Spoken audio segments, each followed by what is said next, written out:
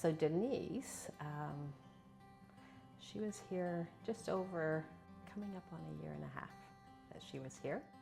She had, we didn't know, but she had developed bacteria in her bloodstream.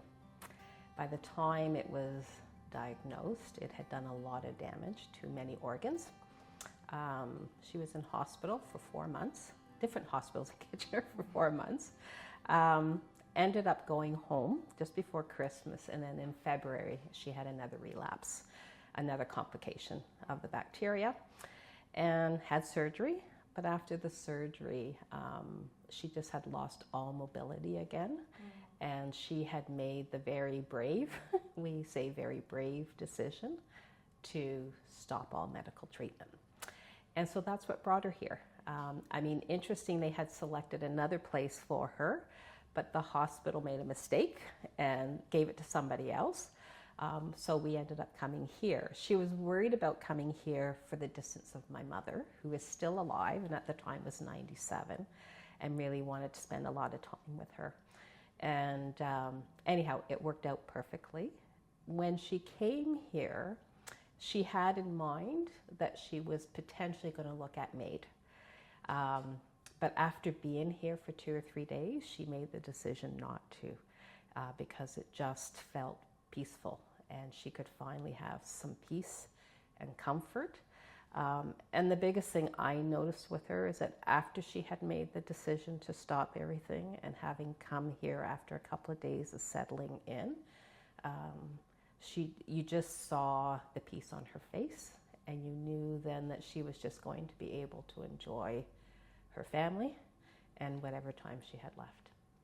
So when she had made the decision at the hospital, they were just telling us which ones had some availability. And then her youngest daughter actually lives 10 minutes from here. And so we said this would be the perfect place, and had room. And so we came. I remember Heather, one of the staff here, saying to me, "You look awfully comfortable here."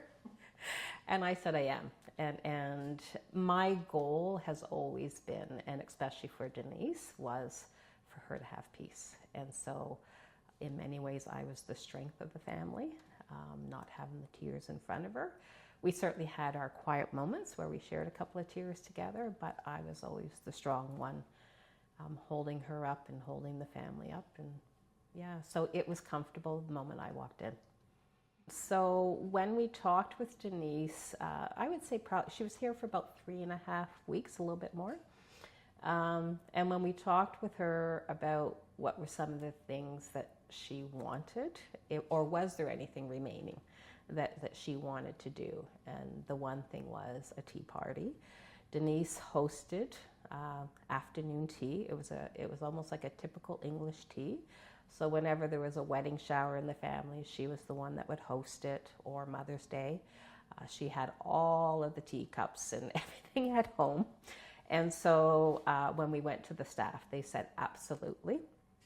And we were actually quite amazed, because we actually had to move it up.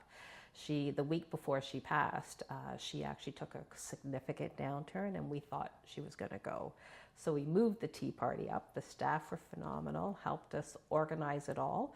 And then on the day when we all came, the volunteers, the amazing volunteers here, had also made a whole bunch of, cakes and treats and that for us. I mean, we brought a whole bunch in, but they also did that as well. And it was just such a loving touch from everybody. It was actually me when I saw out in the lobby the glass case, and then especially the stuffed animals with her voice. Denise had 3 grandchildren, or has 3 grandchildren. 2 of them, Denise actually lived with them, and the oldest one was extremely close to her. And so I said to the 2 daughters, "Do you think the kids would like this?" And she said yes.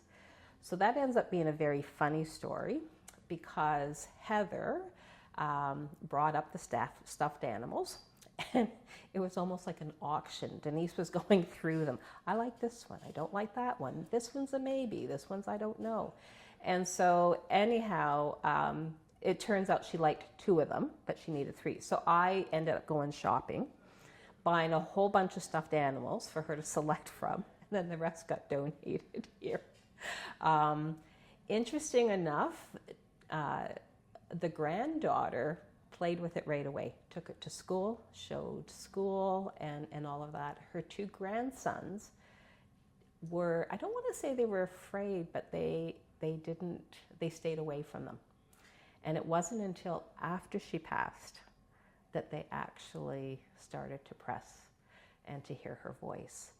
And then even for myself, because Denise and I were really close, I said to her one morning, I said, I'm going to have a silly request. I said, will you do a recording for me?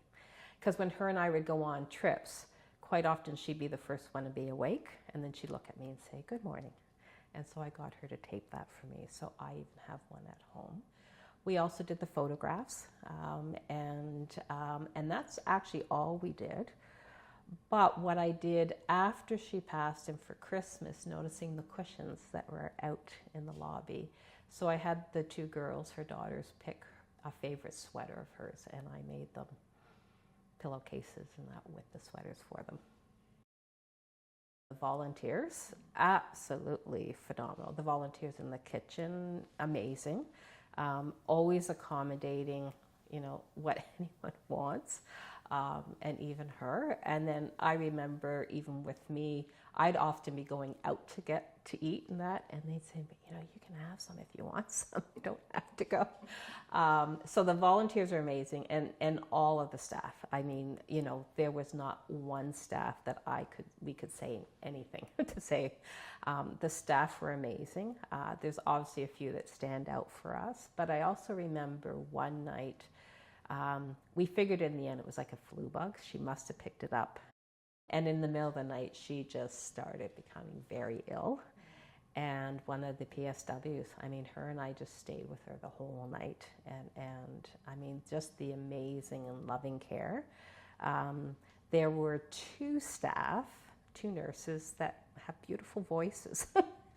And when they would come and care for Denise, because she had a colostomy, and she was very embarrassed about it. She did not like the smell of it. And so every time they had to come and clean her up and change her, they sang. They sang for her. And nothing special, but it just helped to take Denise's mind off of what was happening. And then they did the extra special touches, like find a nice apple freshener that they could spray afterwards, so that it just really made her feel comfortable.